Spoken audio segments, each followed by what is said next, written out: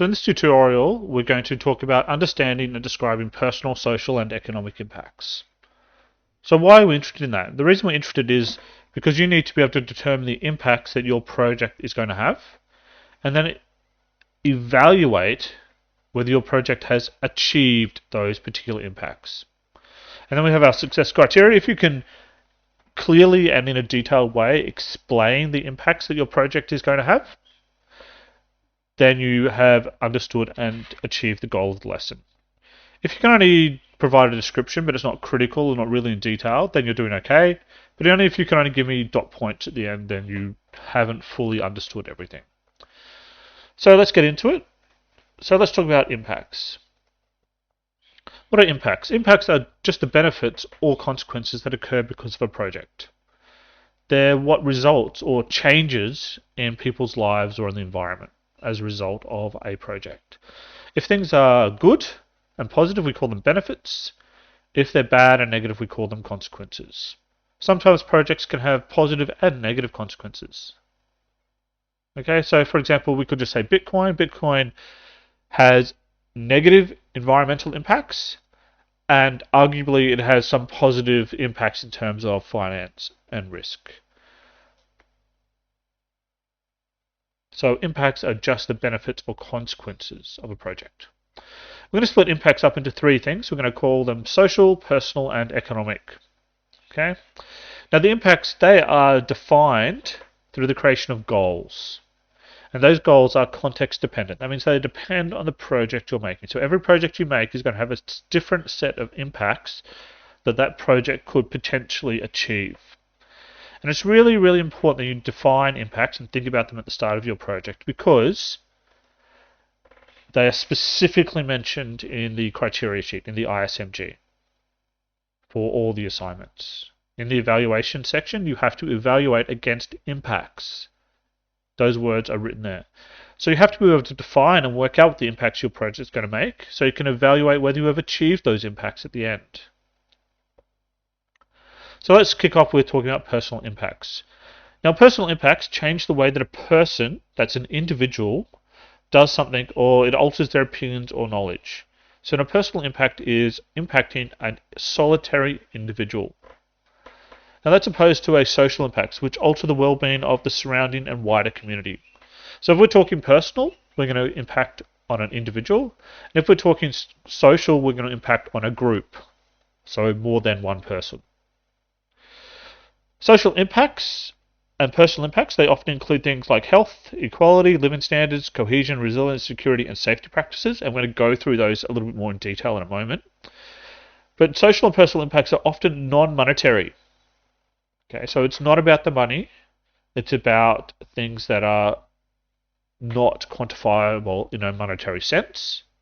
And they often include environmental elements. So if you're going to talk about environmental impacts, it might be under the social or personal domain. So let's just go through this list of impacts and unpack them a little bit more detailed on social and personal levels. So let's talk about health and well-being. If we're talking about health and well-being, we're talking about the impact that a project could have on someone's ability to be alive and healthy. So we're talking about whether they get sick, whether they maintain their health, probably their fitness comes into those types of things. Then we've got to talk about their access to resources, services, and opportunities. So it's whether they can participate in society, whether they can access the things that they need to achieve the goals they want, or whether they can access an opportunity to move forward. We could talk about their quality of life, so the degree of wealth and material that is available for them to use. So this could be talking about things possibly like achieving opportunities to achieve a job, opportunities to have enough food to eat, opportunities to have enough clothing, opportunities to have good housing. Those type of things may fit under quality of life.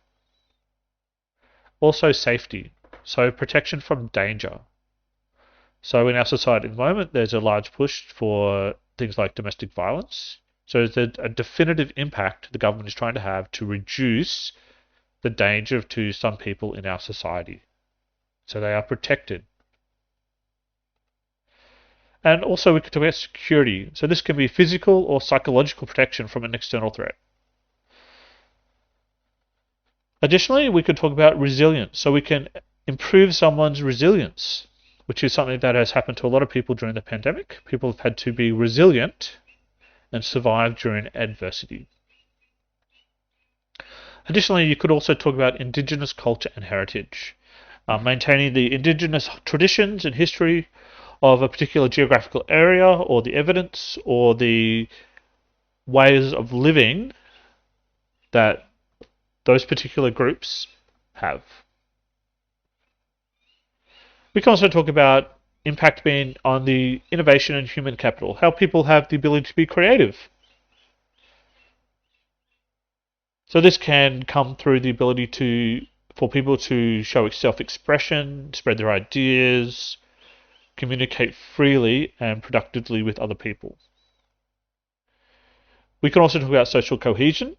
Now, the OECD defines a cohesive society one that works towards the well-being of all its members. It fights exclusion and marginalisation, and creates a sense of belonging that promotes trust and offers its members the opportunity of upward social mobility. So it's about keeping a society together, keeping them unified and moving towards a common purpose. So they're all the social and personal impacts. So anything along those lines is aimed at affecting people in a non-monetary way. It's about changing the way that they think, the way they do things. And if you're impacting one person, well, it's a personal impact. And if you're impacting a group, it's a social impact. Now, a third type of impacts were economic. So economic impacts affect an economic system at a local, national, or global level. So they include things like changes in revenue, operating costs, profitability, gross domestic product, or GDP, employment or investment returns. So anything to do with money is an economic impact. Now, the economic impacts, they could be for individuals, businesses, organizations, or governments. So let's break those down a little bit. Economic impacts, they're about national economic performance. So it's about things that change the economy as a whole. So when you watch the news and they talk about employment going up, or interest rates changing, or inflation, or goods and services costing more or less, that's the national economic performance that has been talked about, the economic impact. You can talk about trade and competitiveness. So when countries have disagreements about trade with other countries and trade decreases for a time, that's an economic impact. We can also talk about productivity and efficiency. These specifically are talked about in terms of business. Moving on, we've got management of risk and uncertainty. So we're talking about the capacity for rapid innovation at scale to reduce the risk of damage or lost opportunity. So we're talking about things like a business noticing that someone else has a competitive advantage or has come up with some innovation that is changing the industry. So they need to adapt and change to match them. Economic impact can also come through policies and programs. So policies and programs can often be governmental, and they can exist to change the way things are done in order to promote certain national economic goals or promote returns of investment or the reduction of green and red tape. Green and red tape are government restrictions or regulations on the way industries or businesses can operate. Economic impact can also come through new services, products, experience, and market niches. And economic impact can also be in terms of agriculture or disease or preventing disease in those types of fields. And finally, the last economic impact is about securing and protecting existing markets. So that means that businesses and companies and organizations don't lose access to the buyers of their products. So that's a bit of theory about personal, social, and economic impacts, what they are, and the kind of domains that they get in. So the real takeaway there is that we really have personal, social, and economic impacts. And personal and social are about influencing people in a non-monetary way. It's about changing the way they think or do things or their knowledge. Whereas economic impacts are basically anything to do with money. And economic impacts can be for individuals, groups, organizations, or governments.